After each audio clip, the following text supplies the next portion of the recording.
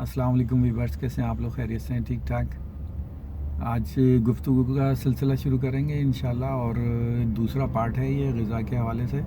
तो एक sugar patient को किस किस्म की ग़िज़ा लेनी चाहिए। वैसे तो मैं ये जो भी चीज़ें आपको बता रहा हूँ, एक आम इंसान इसको लेगा तो वो अपनी बीमारियों से बच सकेगा। जो आने वाली बीमारियां हैं उनसे भी वो बचत हो जाएगी उसकी, और अगर कोई बहुत ज़्यादा वेट है किसी का तो वेट कम हो जाएगा उसका। ये एक नेचुरोपैथी है बिल्कुल ना, इसका नाम नेचुरोपैथी दिया जा सकता है, क्योंकि नेचर के साथ जुड़ने जा रहे हैं आप। अपनी ज़िंदगी से केमिकल को निकाल रहे हैं, प्रोसेस फूड को निकाल रहे हैं, और ऐसी ग़िज़ाओं को निकाल रहे हैं जिनके अंदर जेनेटिकली बदलाव लाया गया है। जैसे हम ब्रायलर मुर्गी की मिसाल लेते हैं। ब्रायलर मुर्गी की मिसाल बहुत अच्छी है समझने के लिए, अगर आप इसको समझें और बाकी चीज़ों पे अप्लाई करें इसको ना। जैसे देसी मुर्गी भी अब ये हमारे सामने मौजूद है, और ब्रायलर मुर्गी भी है, और हम जानते हैं कि देसी मुर्गी और ब्रायलर मुर्गी में ज़मीन आसमान का फ़र्क है। ये एक जेनेटिक फार्मूला ईजाद है इंसान की, और वो देसी मुर्गी वही है जो कि रब ताला ने बनाई है। तो आज हमारे पास जो बीज गंदम के हैं, हमारे जो गंदम दस्तयाब है, जिसका हम आटा खाते हैं, वो बिल्कुल एक ब्रायलर मुर्गी समझ लें आप। वो जेनेटिकली चेंज हो गया है। देखें, आपको सुनने में आया होगा पहले, जैसे किसानों को तरगीब दी जाती थी कि 1 एकड़ में इतनी, अगर वो 10 मन गंदम उग रही है तो ये बीज जो है उसको 40 मन तक ले जाएगा। तो ये सब हुआ है, जिसके बाद वो बीज चेंज होते होते अब इतना जेनेटिकली बीज आ गए हैं कि वो फसल तो बहुत ज़्यादा दे रहे हैं, लेकिन वो हाई कार्बोरेटेड है। मतलब इतना ग्लूकोज है उसके अंदर कि चीनी और गंदम बराबर है। अगर एक जार है उसके अंदर चीनी भरी हुई है, और एक जार में गंदम भरी हुई है, आटा भरा हुआ है, और एक जार में चावल भरे हुए हैं, तो ये तीनों इक्वल जो है ना कार्बोहाइड्रेट हैं। आम आदमी तो ये समझेगा चीनी से बचना है मैंने, कौन बचता है। डॉक्टर्स उनको कहते हैं कि सिर्फ जो है ना आप लाल आटे की रोटी खाएं, वाइट की ना खाएं। वो तो सिर्फ डाइजेस्ट का मसला है, थोड़ा सा डाइजेशन बेहतर हो जाती है लाल आटे की वजह से, उसका फाइबर थोड़ा आपके अंदर जाता है। बाकी कार्बोहाइड्रेट तो फुल होते हैं उसके अंदर, कोई कमी थोड़ी आ जाती कार्बोहाइड्रेट। तो इस चीज़ को समझने की ज़रूरत है। हमें अपनी लाइफ में से इस आटे को माइनस करना होगा, इस चावल को माइनस करना होगा। ये दोनों जेनेटिकली बहुत बदलाव आने के बाद बहुत ज़्यादा हाई कार्बोहाइड्रेट हो गए, और इसको अब ये अल्लाह का बड़ा एहसान है हमारे ऊपर कि हमारे पास मुतबादिल चीज़ें हैं। जैसे अगर हम गंदम को हटाते हैं तो जो आटा मैं इस्तेमाल कर रहा हूँ वो जेनेटिकली उसके अंदर वो बदलाव नहीं है, वो लो कार्बोरेटेड है। उसके अंदर मेरे पास ये है कि जौ और काले चने का आटा और बाजरे का आटा, इसको एक रेशो से मिला लिया जाता है कि 2 किलो जो है ना आप जौ का आटा ले लें, 1 किलो जो है काले चने का ले लें, 1 किलो जो है ना इसमें आप बाजरे का आटा ले लें। इन चारों को मिला के मिक्स करके इसकी रोटी बनाएं। थोड़ी सी रोटी आपको शुरू के अंदर प्रॉब्लम होगी बनाने में, लेकिन उसके बाद में बआसानी रोटी बनेगी। और जब आप इसके 1 2 4 दिन खाने के बाद आदी हो जाएंगे, तो मैं आपको दावे से कह रहा हूँ, यकीन से बता रहा हूँ कि ये रोटी आपको उस गंदम की रोटी से ज़्यादा मज़े की लगेगी, क्योंकि ये होती भी मज़े की है।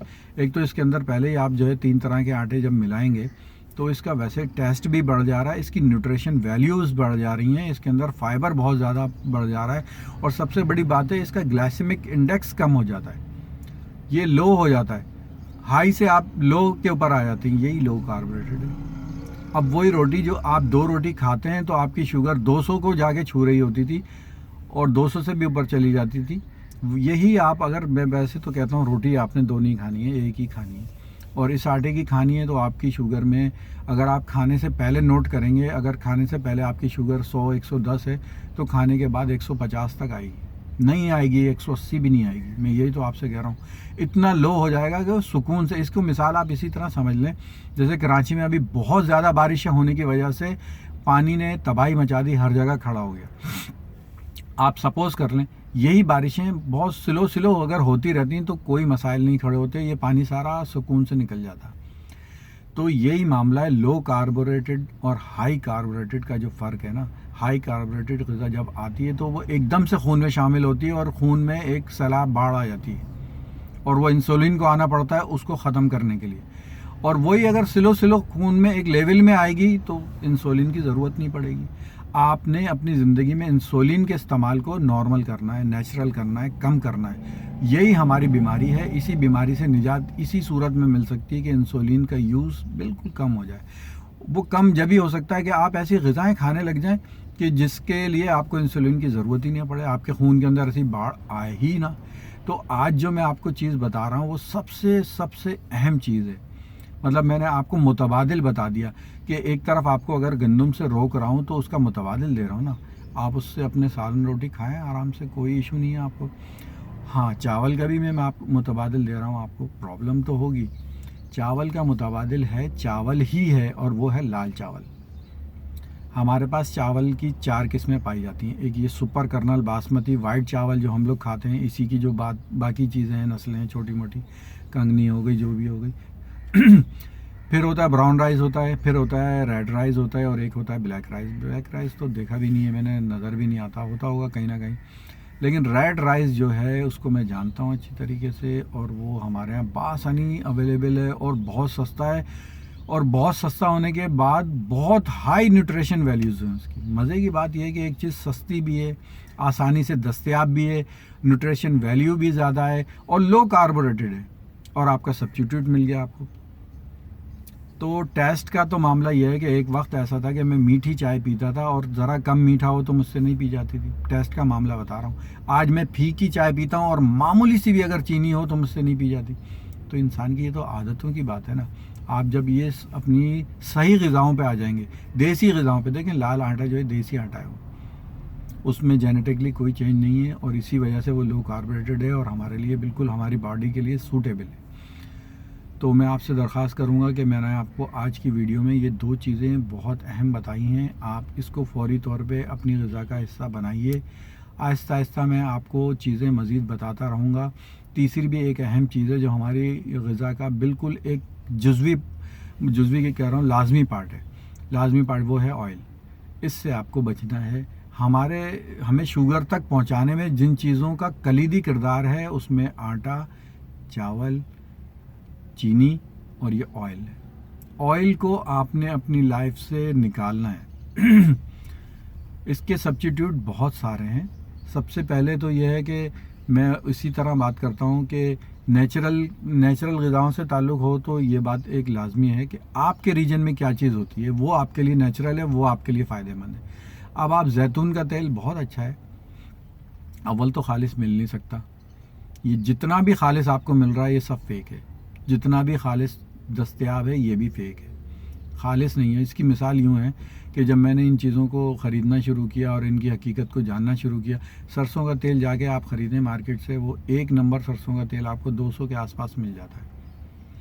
यही मैं इम्प्रेस मार्केट गया और कोलू वाले से मैंने बात की। मैंने बोला आपको मैं सरसों दूंगा, कितनी सरसों में 1 किलो तेल निकलेगा और कितनी आपकी मजदूरी होगी? तो उसने 1000 रुपये बताया आपका खर्चा आएगा, तब जाके आपको असली सरसों का तेल मिलेगा। मैंने बोला 200 रुपये में असली मिल रहा है। कह रहा 200 में तो सरसों भी नहीं आएगी, तो असली कहाँ से मिल सकता है? वो आप खुद ही समझ सकते हैं। तो मेरा कहने का मकसद ये है, असली सरसों का तेल एक हमारे पास चीपेस्ट ऑप्शन है। गो के 1000 रुपये में आपको असली घी भी दस्तयाब हो जाएगा। असली घी अगर मिल जाता है आपको बासानी, तो ये दोनों ऑप्शन आपके पास मौजूद हैं। कोकोनट ऑयल का ऑप्शन आपके पास मौजूद है। अगर आपकी इस्तात में है तो आलमंड ऑयल है, पीनट ऑयल है, और जितने भी हैं जो आप ख़ुद बासानी निकलवा सकते हैं और जिस पे आपको यकीन होगा। अगर आप इतना करेंगे अपनी सेहत के लिए, देखें हज़ारों और लाखों की दवाओं का ख़र्च आपका ख़त्म होने जा रहा है। आप अपनी ग़िज़ा पे वो इन्वेस्टमेंट करें ना, अपनी सेहत पे इन्वेस्टमेंट करें।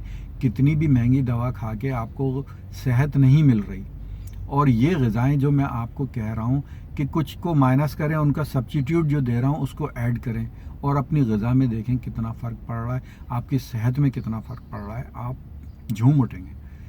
हर इंसान, मतलब कौन नहीं चाहता? एनर्जी ड्रिंक इतने महंगे महंगे लोग पीते हैं ख़रीद के, और फिर भी एनर्जी उनको नसीब नहीं होती। और आप ग़िज़ाई प्लान सही कर लें, ग़िज़ा का सिस्टम दुरुस्त कर लें, नेचर के हिसाब से कर लें, आपको ऐसे फीलिंग आएगी कि आपके अंदर जैसे बूस्ट हो रही है एनर्जी ना, आहिस्ता आहिस्ता। आप 2-3 महीने में इन सारी चीज़ों पे अपना सेट कर लेते हैं, 2-3 महीने क्या 6 महीने में भी कर लेते हैं। मैं अभी भी आपको बता रहा हूँ, 3 साल से मैं इस पे काम कर रहा हूँ और मैं अभी भी समझता हूँ कि मैं 100 में से 70% कवर कर पाया हूँ चीज़ों को, और उसके मुझे इतने फ़ायदे हुए हैं कि मैं आपको क्या बताऊँ। और शुक्र करता हूँ अपने रब ताला का, जितना शुक्र कर सकते हैं रब ताला का करें कि अल्लाह रब्बुल इज़्ज़त ने हमें ऐसी दुनिया के अंदर बसाया है कि लोग कितना ही अपने कारोबार के लिए हो रहा है ना, पूरी दुनिया को आटा खिलाया जा रहा है, आटे से बनी हुई चीज़ें खिलाई जा रही हैं, हर कोई मजबूर है। मतलब पूरी दुनिया एक जैसा खाना खा रही है, बर्गर खा रही है, पिज़्ज़ा खा रही है, और हमारे रीजन में रोटी खा रही है, बिरयानी खा रही है, वही आटे चावल जो हैं यूज़ हो रहे हैं और वही खाए जा रहे हैं। तो जब आप इन चीज़ों को छोड़ेंगे तो आपके लिए इतनी ग़िज़ाएँ हैं, इतनी चीज़ें हैं कि आप झूम उठें। मैं आपको आगे आगे वीडियो में बताऊंगा। मेरे लिए तो मेरा खाना जो है वो एक बड़ी ज़बरदस्त एक मेरी जो है ना वो होती है, ट्रीटमेंट होता है एक बेहतरीन किस्म का। बहुत सारी चॉइसेस होती हैं मेरे पास और मुझे बहुत मज़ा आता है, अपने रोज़ाना नया नया खाना होता है मेरे लिए। तो अपना बहुत सा ख्याल रखें। शुगर वालों से मेरी इल्तिमास है कि वो बिल्कुल घबराएं नहीं, ये हौसला पैदा कर लें कि दवा छोड़ने से उनकी ज़िंदगी है और दवाओं के साथ उनकी डिक्लाइन की तरफ जाएंगे, दवा बढ़ती चली जाएगी, सेहत गिरती चली जाएगी। आपके इर्द गिर्द में शुगर पेशेंट है, ये तो कोई प्रॉब्लम वाली बात ही नहीं। आप किसी का भी मुशाहिदा कर लें, क्या उसको 10 साल पहले जब शुगर थी और आज 10 साल के बाद वो एक जैसी सेहत पर है? वो बहुत नीचे जा चुका है, वो डिक्लाइन पे जा रहा है और उसके आर्गन्स जो हैं तबाह हो रहे हैं। हमारे अपने रिश्तेदारों में इर्द गिर्द में हमें सुनने को मिलता है पैर काट दिया गया, अंगूठा काट दिया गया, जिस्म अंदर से ख़राब हो रहा है, सड़ रहा होता है, जबकि वो दवाएं भी खा रहे होते हैं। और ये ग़िज़ा आपको जो है 3 महीने में दवाओं के असरात से बाहर निकाल देगी, उससे भी पहले निकाल देगी। और दवा छोड़ने के लिए तो मैं आपको बोल रहा हूँ, जब मैं आपको ये सारी चीज़ें बता दूंगा, एक नशिस्त में नहीं बता सकता मैं, शायद 3 प्रोग्राम लगें, 4 प्रोग्राम लगें, जब ये मैं पूरा डाटा आपको बता दूंगा ग़िज़ाओं का, किस ग़िज़ा के क्या इस्तेमाल हैं और कितनी शुगर उसकी बढ़ती है खाने के बाद। और जब आप इसको शामिल कर लेंगे, आप पूरी तरीके से जब ग़िज़ाओं को शामिल करेंगे तो 3-4 दिन लगते हैं दवा छोड़ने के अंदर, नॉर्मल शुगर आएगी बिल्कुल, जितनी बार नोट करेंगे आप इंशाअल्लाह। मुझे अपनी दुआओं में याद रखिएगा, इंशाअल्लाह फिर मिलेंगे। अल्लाह हाफ़िज़, अल्लाह ने के बाद।